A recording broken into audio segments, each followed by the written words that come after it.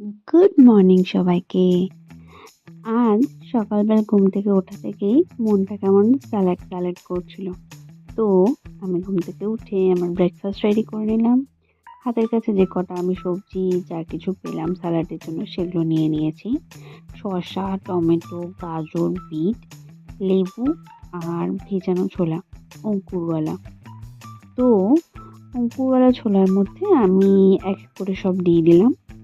দিয়ে পরপর সব দিয়ে একটু বিট নুন, একটু লেবুর রস এগুলো দিয়ে ভালো করে মিক্স করে নিলাম। এটা এতটা হেলদি আর এতটাই টেস্টি যে বলে বোঝানো যাবে না। আমার তো ভীষণ ভালো লাগে। ব্রেকফাস্টে বা লাঞ্চে এরকম স্যালাড আমার খেতে ভীষণই ভালো লাগে। তার সাথে একটু ওপর থেকে এগ দিয়েছিলাম আমি।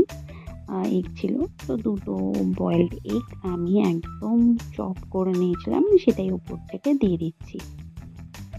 এর মধ্যে একটু বিট নুন দিলে টেস্টটা খুবই ভালো লাগে। আর এই এক বোল স্যালাড খাওয়ার পর পেটটা যথেষ্ট ভরে যায়। প্রায় লাঞ্চের আগে একদমই খিদে পাওয়ার মতন হয় না। তো একটু টেস্ট করে দেখার পালা।